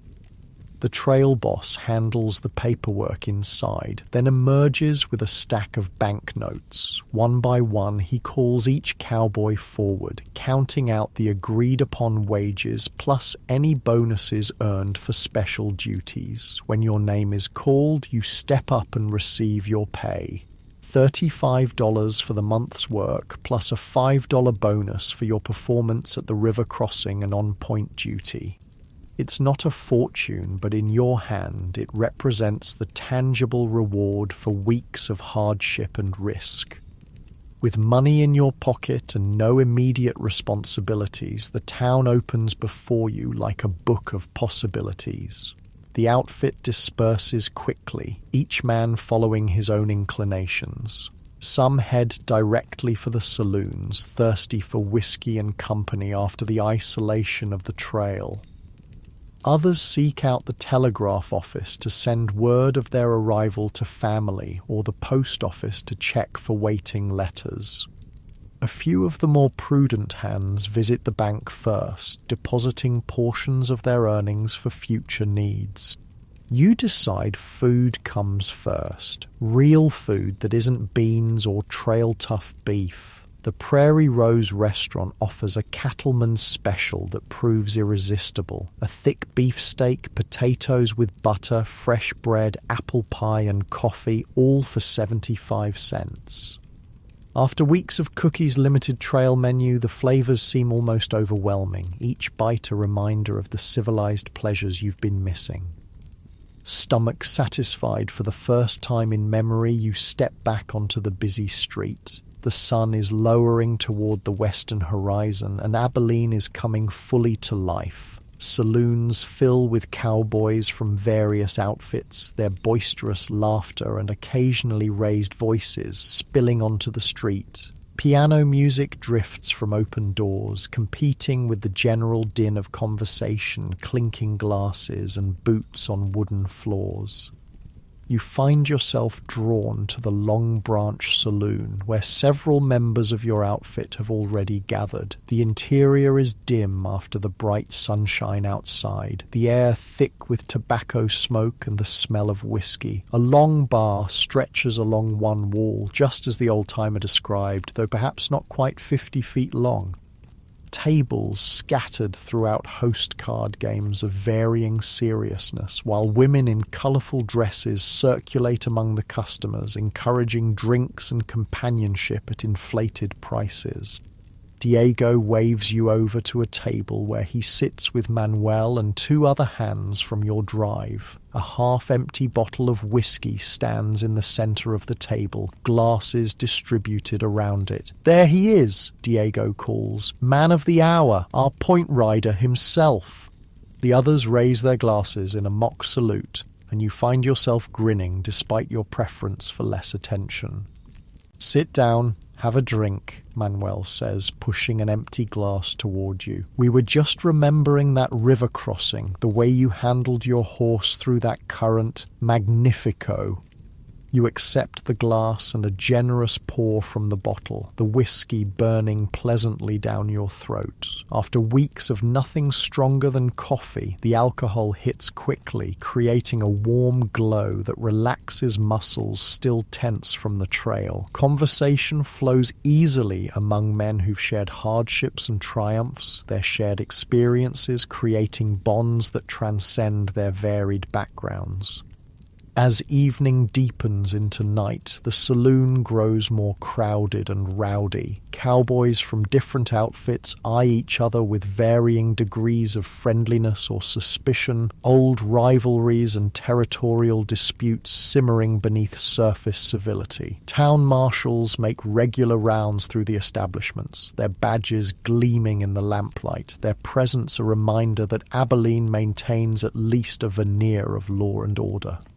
You notice that despite the apparent chaos, certain unwritten rules remain in effect. Cowboys might drink heavily and speak loudly, but most keep their revolvers holstered and their more serious disagreements in check. Those who don't are quickly escorted outside by the marshals, sometimes to the jail depending on their offense. Contrary to popular fiction, frontier towns learned early that unchecked violence was bad for business. The evening progresses with more drinks, stories, and eventually a card game that you join with some reluctance. Poker is a common pastime among cowboys, but you've seen too many men lose their entire season's wages in a single night of bad cards or worse judgment. You set yourself a limit, $5, no more, and stick to it despite the occasional winning hand that tempts you deeper into the game. By midnight, the effects of weeks of hard work, today's excitement, and several whiskies combine to create an overwhelming fatigue. You bid good night to your companions, some of whom seem prepared to continue until dawn, and make your way back to the Westerner Hotel. The night air feels cool after the stuffy saloon, the relative quiet of the side streets a relief from the constant noise. Your room awaits, the bed turned down by the hotel staff. After weeks of sleeping fully clothed on the ground, the simple luxury of removing your boots and shirt before lying between actual sheets seems almost decadent. The mattress yields beneath your weight, conforming to your body in a way that the hard earth never did. Yet, strangely, sleep doesn't come immediately. The bed feels too soft, the room too enclosed after weeks under the open sky. The muffled sounds of the town, distant piano music, occasional shouts or laughter, the passing of late-night wagons create a backdrop unfamiliar to ears, accustomed to the sounds of cattle and prairie wind. You find yourself thinking of the trail, of star-filled nights and dawn breaking over endless grassland. For all its hardships, there was a simplicity to that life, a clarity of purpose that town living lacks. Here, everything is transaction and artifice, pleasures purchased rather than earned, relationships temporary and often mercenary. Tomorrow will bring more of the same. Saloons and card games, perhaps a visit to the theatre or other entertainments Abilene offers to separate cowboys from their money. For some, the town's allures will consume every dollar they've earned, leaving them broke and looking for work when the cattle season ends. Others will guard their wages more carefully, spending on necessities and modest pleasures while saving for the future. Your own plans remain fluid. There's the possibility of signing on for the return journey south with the same outfit, or perhaps winter work at one of the ranches, or maybe something different entirely. The frontier offers opportunities for those willing to work hard and take risks. But such decisions can wait for tomorrow. For now, there is only the unusual comfort of the bed, the gradual relaxation of trail-tightened muscles, and the knowledge that for a few days at least you can simply be. No herd to watch, no schedule to keep, no immediate dangers to guard against. Your eyelids grow heavy as your body finally surrenders to exhaustion. The last thing you hear before sleep claims you is the distant whistle of a train, perhaps carrying the very cattle you helped drive north, now bound for eastern markets and tables. There's satisfaction in that thought, in knowing that the hardships and dangers of the trail served a purpose beyond mere survival. Sleep comes at last, deep and dreamless, the well-earned rest of a job completed. Morning in Abilene arrives with unfamiliar sounds, people moving in hallways, wagons rolling on streets, the distant whistle of a locomotive. For a moment you lie still in the unusual softness of a real bed, your mind trying to reconcile these noises with the dawn chorus of lowing cattle and nickering horses that has awakened you for weeks on the trail. Your body feels different too, cleaner, less immediately painful, though with deep aches that speak of accumulated fatigue rather than yesterday's exertions. The mattress cradles you in a way that's both comforting and strange after so many nights on hard ground. Part of you wants to sink back into this rare luxury, to pull the sheet over your head and sleep until noon simply because you can.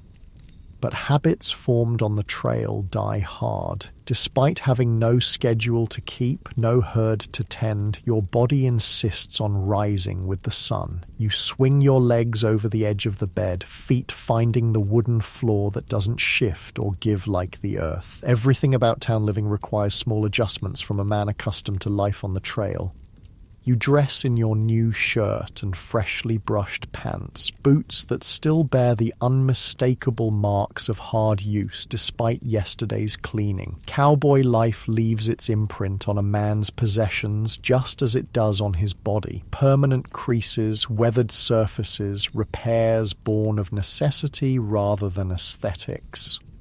The hotel's dining room offers breakfast for 50 cents, eggs, bacon, biscuits with gravy and coffee. After weeks of beans and hardtack, it seems like a feast fit for royalty, though the eggs are slightly overdone and the coffee weaker than Cookie's trail brew. You eat slowly, savouring the novelty of sitting at a proper table, using a real plate and metal utensils instead of the battered tin of trail meals.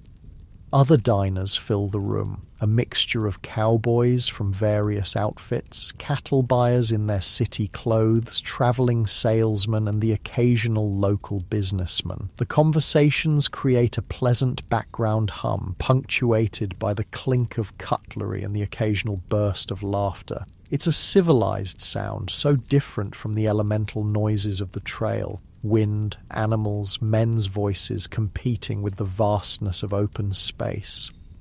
With no immediate demands on your time, you step out onto Abilene's main street, already bustling despite the early hour. Businesses are opening, wagons delivering goods, townspeople going about their daily routines. Cattle season transforms these frontier towns, bringing an influx of money and activity that sustains them through the quieter winter months.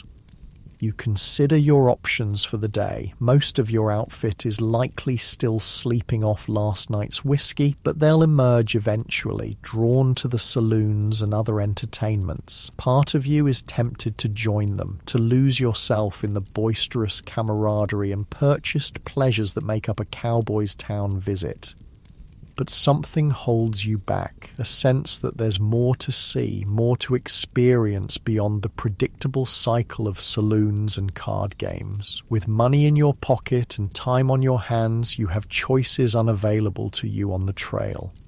The town's mercantile draws your attention first, its windows displaying goods unavailable in the isolation of ranch life. Inside, shelves lined with canned foods, bolts of cloth, tools, medicines, and luxuries from back east create a showcase of civilization's offerings.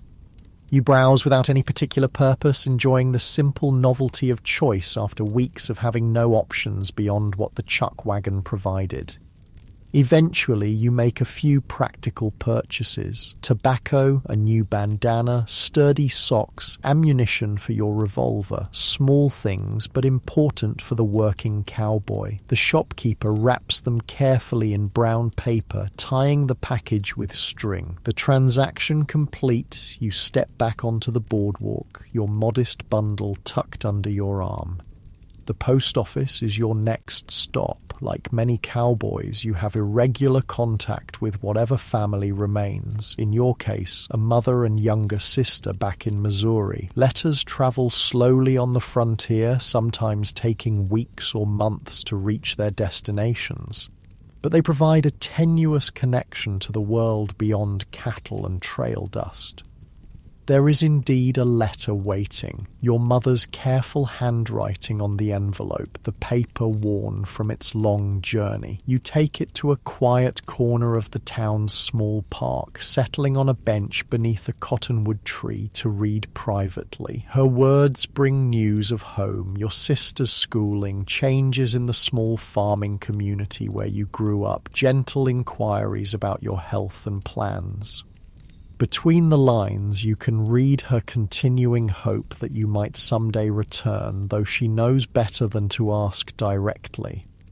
The letter stirs complicated feelings.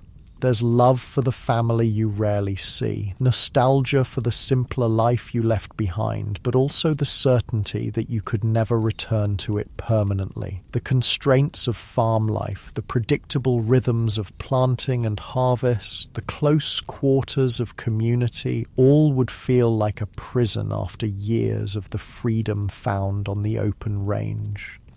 You fold the letter carefully, tucking it into your shirt pocket. Later you'll write a reply, brief but reassuring, with perhaps a small portion of your wages enclosed to help with the farm. It's a pattern repeated by countless cowboys, maintaining connections to homes they visit rarely, if at all.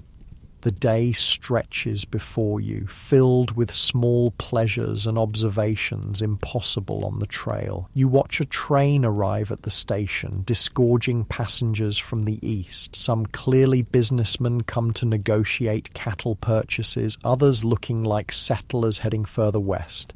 Faces alight with hope and apprehension. The locomotive itself fascinates you. a marvel of industrial power so different from the animal strength that powers life on the range. Later, you visit the gunsmith to have your revolver cleaned and checked, a practical necessity for a weapon that might someday stand between you and death. The smith works with practiced efficiency, dismantling, cleaning, and reassembling the Colt with reverent care. It's a tool to him, but also something more, a mechanical artwork deserving respect. Been carrying this a while, he observes, noting the worn grips and holster marks on the barrel. 5 years or thereabouts, you confirm. Never failed me yet. He nods approvingly. Keep it clean and it'll serve you 5 more. He hands it back, the action smooth as silk after his ministrations. Such small interactions mark the day, brief connections with the specialized talents that make up a frontier town. The saddle maker who discusses potential repairs to your gear, the boot maker who takes measurements for a custom pair you can't quite afford yet but might save for. The bookseller who seems surprised when you browse his limited selection but happily discusses the merits of different authors. These conversations reveal something often forgotten in tales of the Wild West, that cowboys were men of varied backgrounds and education. Some, like yourself, could read and write with reasonable facility. Others were former soldiers, tradesmen, or sons of privilege-seeking adventure. A few were fugitives from justice or troubled pasts. All found in the cowboy life a certain egalitarianism where a man was judged by his skills and reliability rather than his origins. By late afternoon, you find yourself drawn back toward the saloons where your outfit has likely gathered. Sure enough, several familiar faces are already settled at tables or standing at the bar, exchanging stories with cowboys from other drives. The atmosphere is more subdued than last night. Men pacing themselves for the longer stay in town, nursing beers rather than pounding whiskey. Diego waves you over to a table where he sits with Tom and a couple of hands from a different outfit. "There he is," Diego calls. "Was beginning to think you'd gone respectable on us." You settle into an empty chair, accepting the beer someone pushes your way. "Just seeing the sights," you explain. "Town's got more than just saloons, turns out." Tom snorts. Nothing worth the time that doesn't involve whiskey, women, or cards. But there's no real conviction in his voice, just the expected performance of the hard-living cowboy that masks more complex realities. The conversation flows easily among men who understand each other's lives, touching on shared experiences and future plans. You learn that most of your outfit will be heading back south in a week, the trail boss having already secured a contract to return with the chuck wagon and remuda.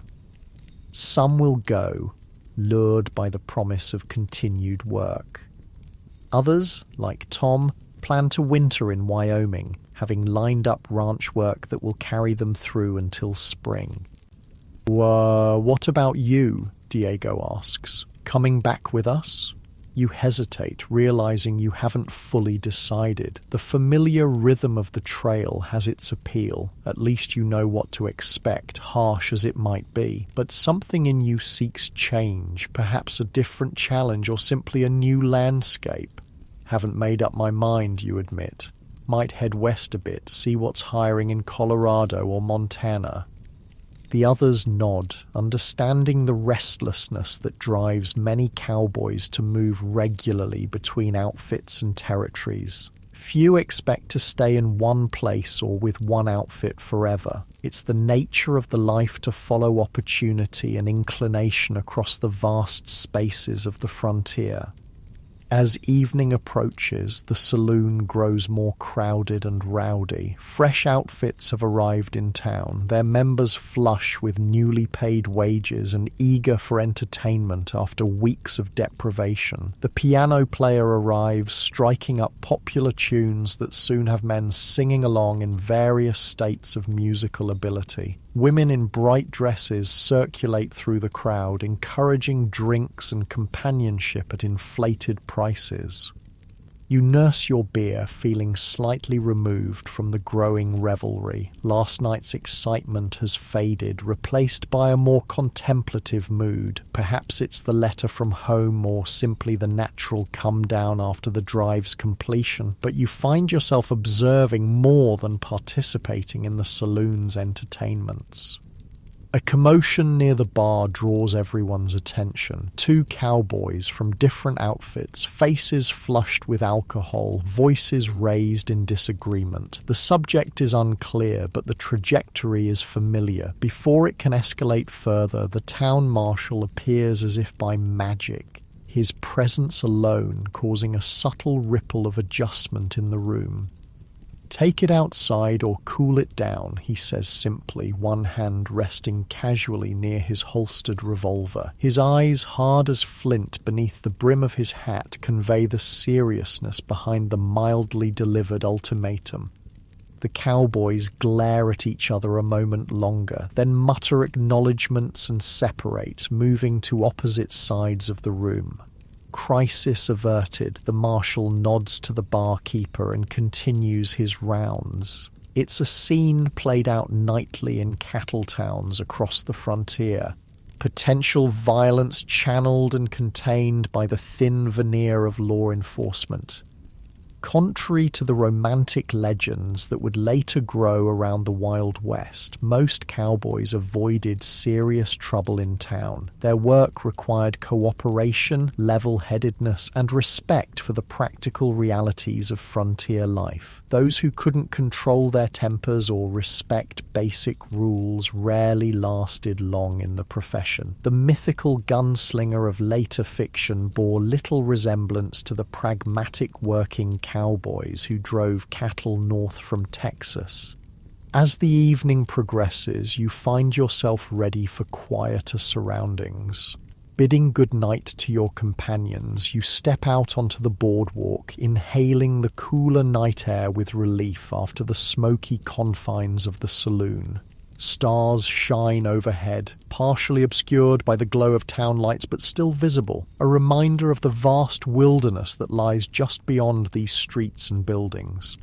You walk slowly back to your hotel, considering options for the days ahead. The money in your pocket provides temporary freedom, but it won't last forever. Soon enough, you'll need to make decisions, commit to a direction, secure work for the coming season. For now, though, there's a rare luxury in having choices, in not being immediately bound by the demands of cattle or trail boss.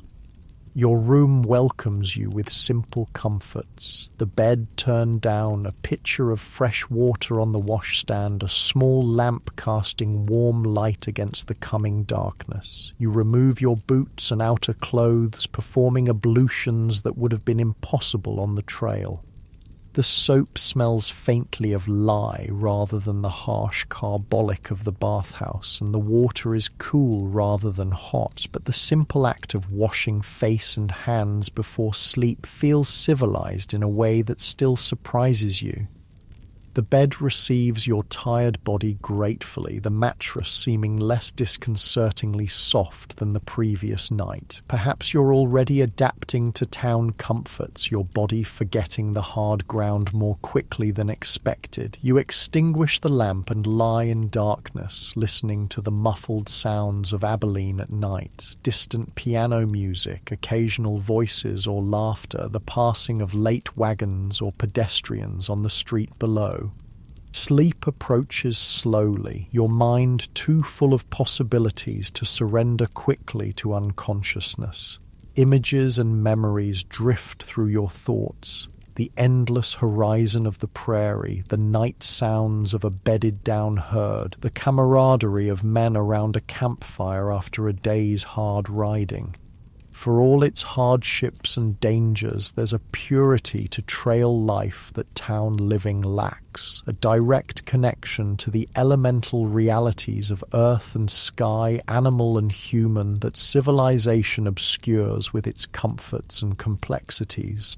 Yet you can't deny the appeal of those very comforts. The clean sheets beneath you, the prospect of regular meals not limited to beans and salt pork, the simple luxury of a door that closes for privacy. The working cowboy lives between these worlds, experiencing the extremes of primitive hardship and civilized pleasure in a cycle dictated by the seasonal rhythms of cattle raising. Days pass in similar fashion, mornings of exploration and practical errands, afternoons and evenings spent with members of your outfit and other cowboys in town. You write your letter home, enclosing $10 of your wages with promises to send more when possible.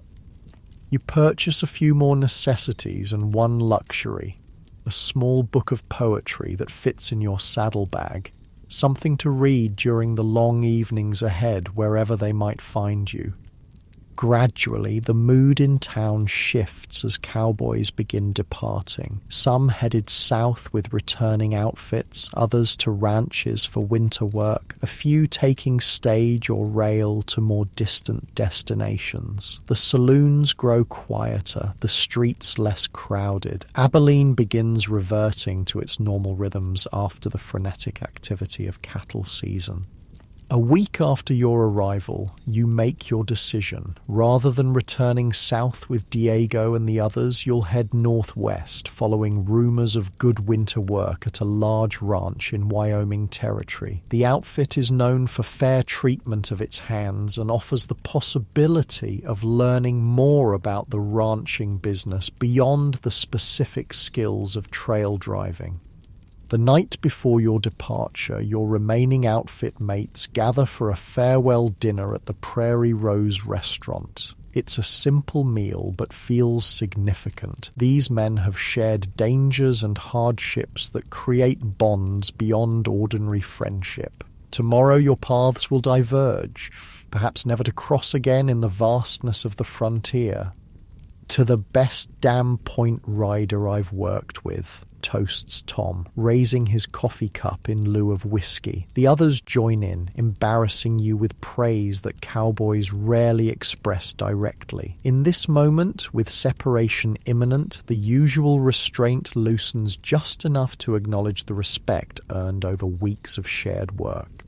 Morning brings final preparations, settling your hotel bill, collecting your gear, retrieving your horse from the livery stable. The gelding seems eager to move, perhaps sensing your own readiness to leave town behind. You secure your bedroll and other possessions behind the saddle.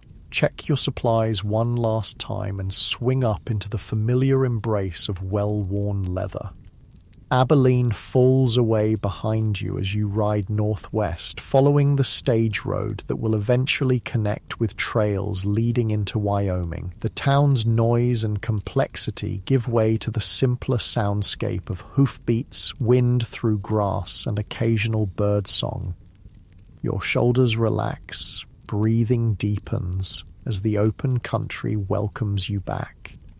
The journey will take weeks, with stops at smaller settlements along the way, perhaps occasional work to supplement your funds. Winter will arrive before you reach your destination, bringing snow and bitter cold unfamiliar to a cowboy raised in Texas heat. But such challenges are part of the life you've chosen, a life of movement and adaptation, of skills tested against the elements, of freedom purchased with hardship.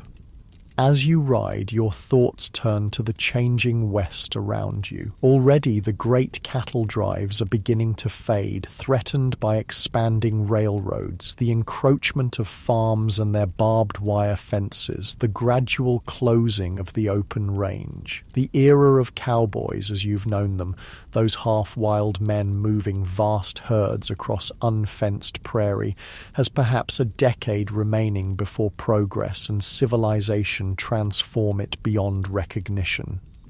There's a certain melancholy in this knowledge, a sense that you're participating in something already passing into history. Future generations will romanticize the cowboy, transforming the difficult, dangerous work you know intimately into sanitized adventures where heroes never suffer saddle sores or dysentery, where cattle never die of thirst or stampede in midnight storms, where the daily monotony of dust and discomfort gives way to gunfights and romance. Yet even knowing this, you wouldn't trade your experiences. To have lived this life, however briefly in the grand scope of history, to have ridden through dawn light with 2,000 longhorns spread before you, to have felt the perfect communication between horse and rider during a difficult river crossing, to have shared coffee and hardtack with men whose entire worth was measured in skill and reliability rather than wealth or background. These are privileges few will know in the coming age of machines and cities. The sun reaches its zenith and begins its westward descent as you continue riding. The landscape unfolds before you, rolling prairie giving way to more varied terrain, hills rising in the distance against the impossibly blue sky. Your horse maintains a steady pace, conserving energy for the long journey ahead. There's no hurry now, no herd to push, no schedule to maintain beyond the natural rhythms of daylight and darkness, hunger and rest.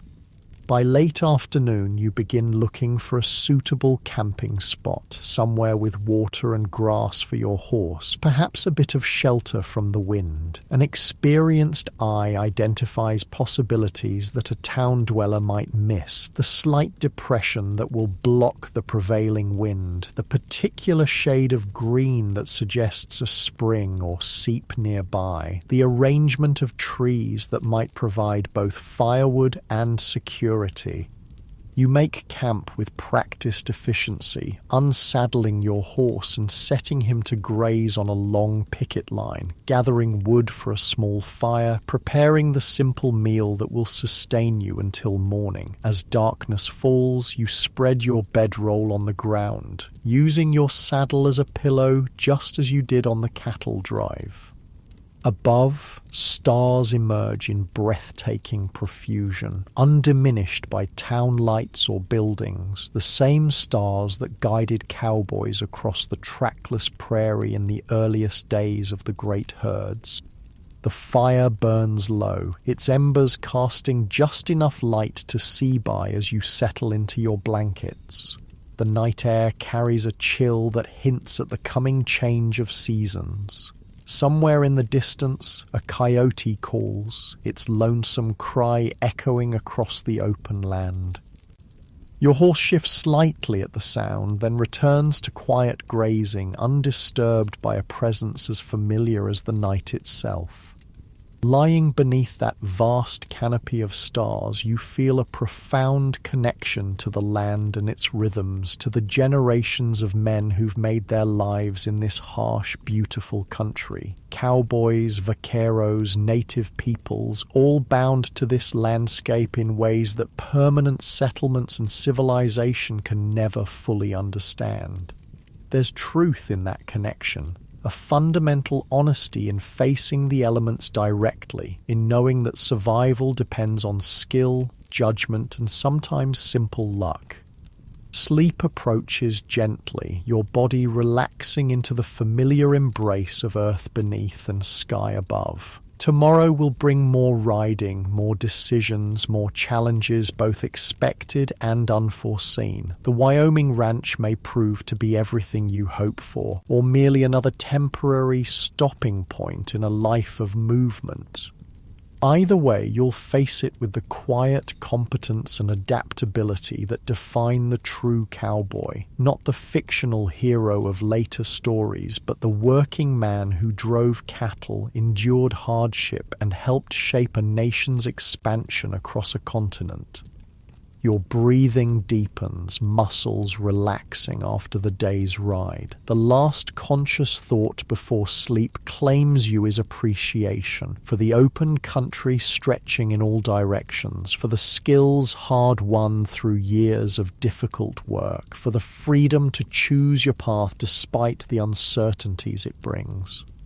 In a rapidly changing world where railroads and telegraph wires and barbed fence are already transforming the West, you've experienced something authentic and elemental that future generations will know only through stories and images. As you drift into dreams, the essence of cowboy life surrounds you, not the romanticized version of later myth, but the real experience of sun and wind, dust and danger, companionship and solitude. It's a hard life, but an honest one, demanding everything while promising little beyond the satisfaction of meeting those demands with skill and courage. And perhaps that's enough. To have lived fully in your time and place, to have mastered the specific challenges of your chosen work, to have seen landscapes and sunrises that city dwellers can scarcely imagine. The cowboy era is already fading into history, but its spirit, the practical idealism of self-reliance, adaptability, and quiet competence, will remain embedded in the American character long after the last great herds have disappeared from the prairie. The fire burns down to ash, the stars wheel overhead, and sleep encompasses you completely. Tomorrow is another day on the trail, another step in a journey without fixed destination. For now there is only the perfect stillness of night on the open prairie, the distant call of coyotes, and the peaceful rhythms of rest well earned.